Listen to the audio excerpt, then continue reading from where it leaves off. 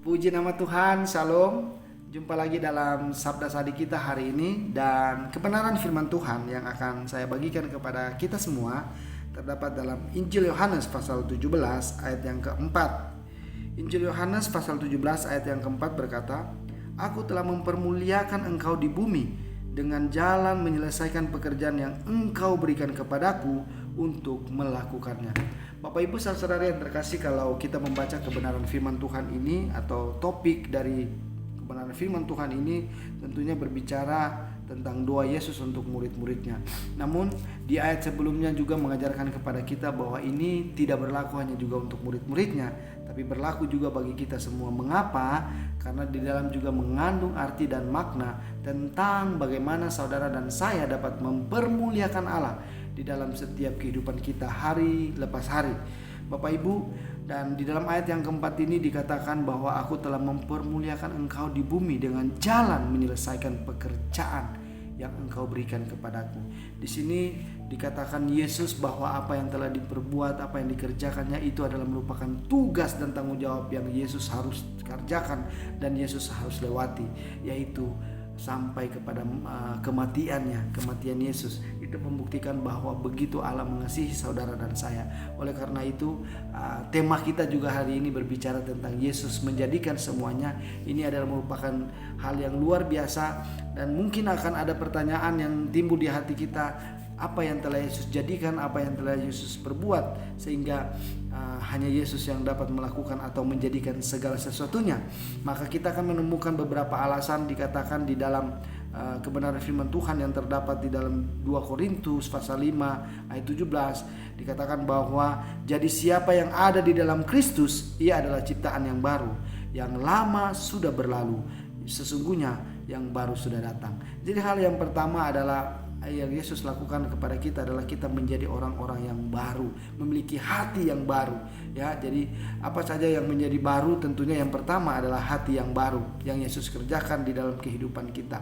Ya, kemudian Allah memiliki janji yang luar biasa ketika kita membuka hati kita untuk Kristus masuk di dalam hati kita, maka hati kita akan diubah menjadi hati yang baru.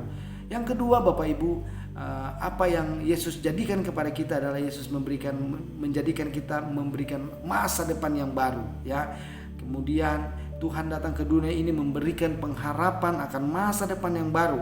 Ya, jadi Tuhan merencanakan masa depan yang baru bagi setiap kita orang yang percaya kepadanya.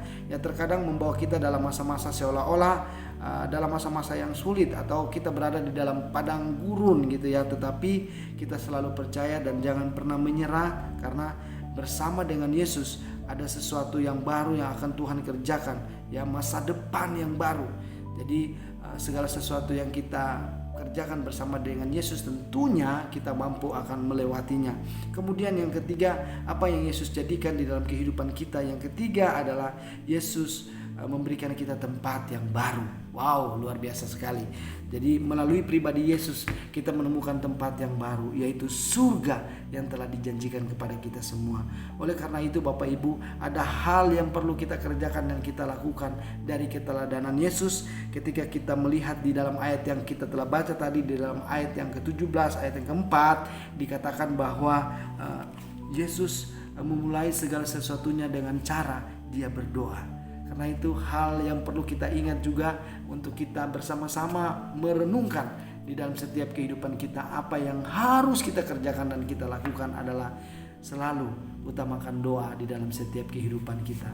Karena Yesus pun melakukan hal yang sama, dan itu diajarkan kepada kita di dalam keteladanannya.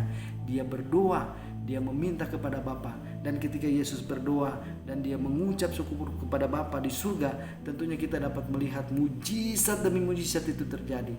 Bahkan curahan kuasa itu bekerja di dalam setiap orang. Oleh karena itu Bapak Ibu, bagaimana supaya kuasa Tuhan itu bekerja di dalam kehidupan kita?